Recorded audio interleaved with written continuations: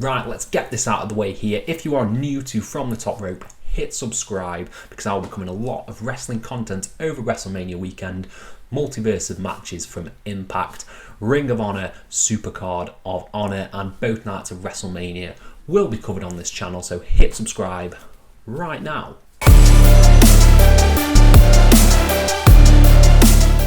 Hello and welcome to FTTR, I am Hugh McQuaid, and today I am talking about WrestleMania 24. Don't ask me why I reviewed WrestleMania 25 before WrestleMania 24, because I don't know why I'm not doing this in chronological order, but it is what it is. For anyone new to the channel, hit subscribe and get more rambly reviews like this.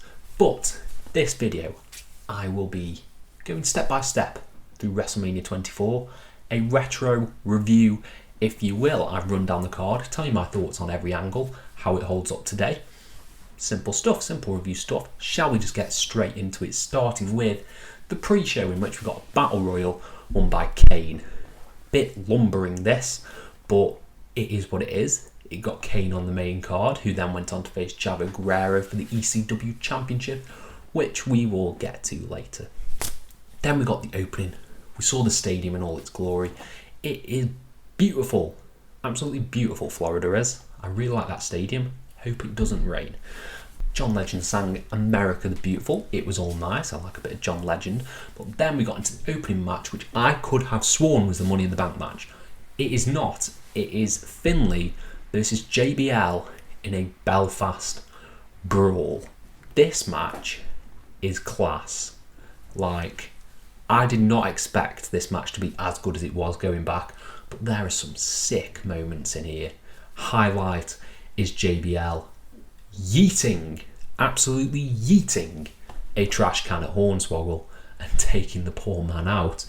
But yeah, Finlay's suicide dive into the trash can lid was great. There was a lot of fire, a lot of anger in this match, and I just really enjoyed it. JBL got the win, which was, you know, weird opening to have the heel win. But either way, a great match between these two. This is a proper underrated gem, and I highly recommend you all check it out because it is stellar.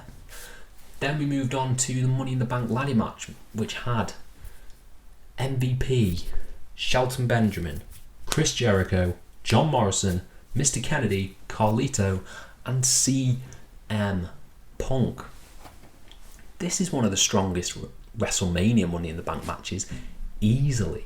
There's a lot of high profile spots here. John Morrison doing the moonsault with the ladder will forever be etched in my mind.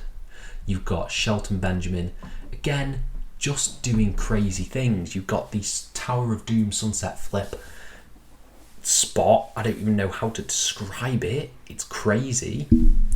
And you've got him taking the back bump through a ladder from the outside. It's fast-paced as hell. And this match, I think, surpasses the WrestleMania 25 Money in the Bank ladder match, in my opinion. And yeah, you get a return from Matt Hardy, who nails a twist of fate off the ladder. You get CM Punk winning, cementing him as a top star. You can't go wrong with this. This was a fantastic match, and it was off to such a hot start. I can't believe how good the show was. It was really sick. Then we got into a weird bit that I'd forgotten, an interpromotional match. Batista versus Umaga.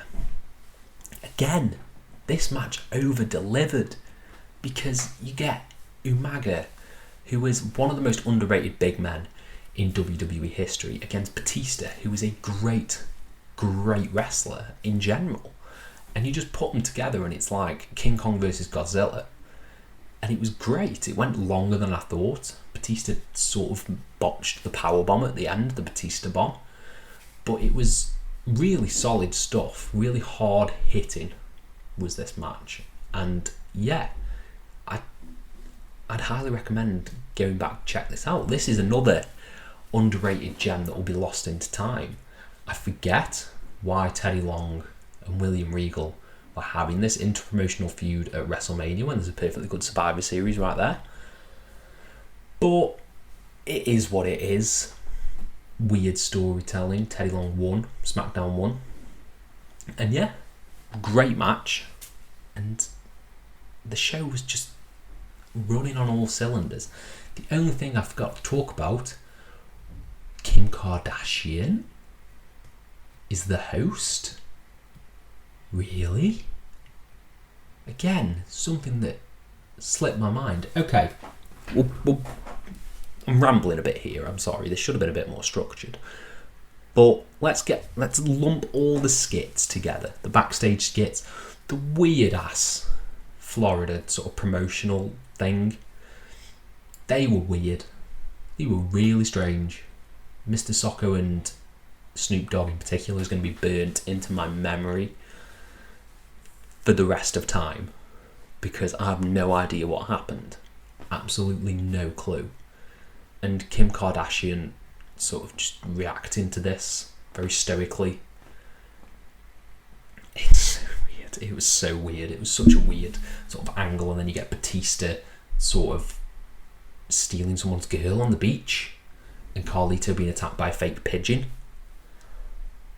Weird. Very strange. Shall we get on with the rest of the show? Then we got Kane versus Chad Guerrero in a really fun squash match. Kane just destroys him. Simple as. It did what it had to do. Got a new ECW champion out of it. And yeah, completely fine. Completely fine match. Fun match to have on the card, personally. Then we got it. We got the match. We got the match that is talked about the most from WrestleMania 24. Shawn Michaels versus Ric Flair. Now, this match I love. It is one of my favourite matches of all time. I think the pair works so well together. It feels like a proper sort of old school Texas match, NWA match that Ric Flair would love to have. Now, setting aside all the sort of allegations and stuff towards Ric Flair, he put his heart and soul into this match. It was a perfectly crafted story, a really good video package to open it, and the way the match is structured is fantastic. You get all of the great near falls of the figure fours, you get sweet chin musics, and then you get one of the most emotional points in all of wrestling, I think, is the "I'm sorry, I love you" from Shawn Michaels.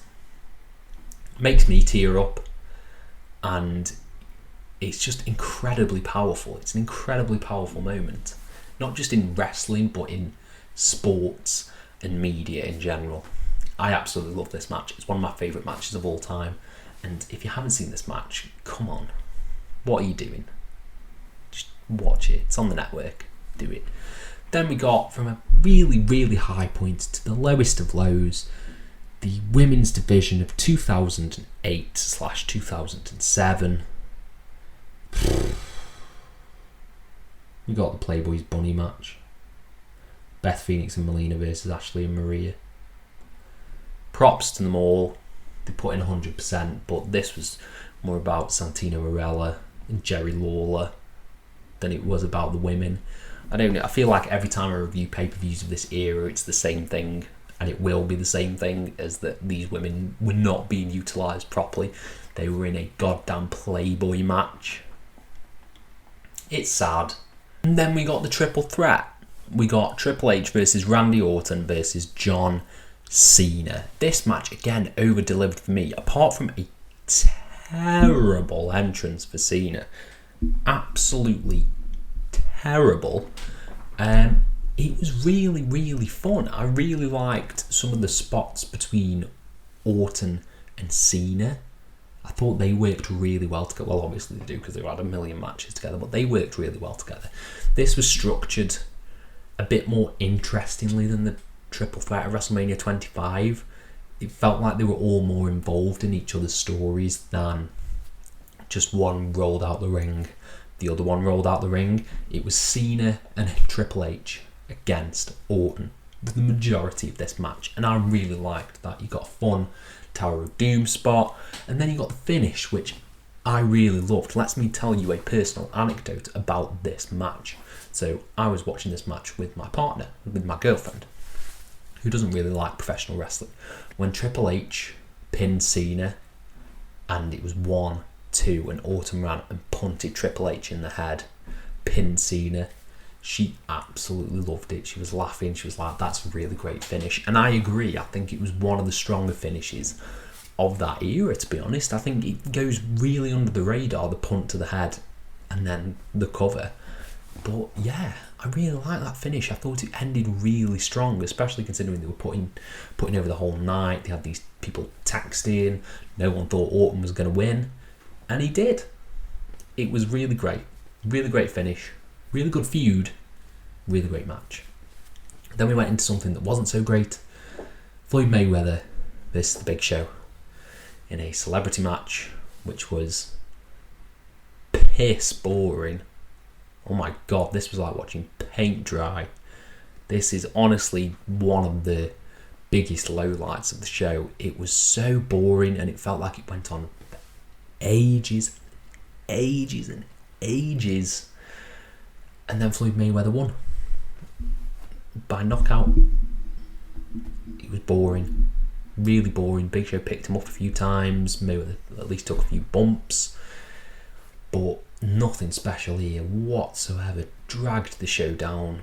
After that high of the triple threat that I really enjoyed, this was a crushing low that I will never, ever dream of watching again. Sorry if you like this match, all the power to you, but yeah, really bad.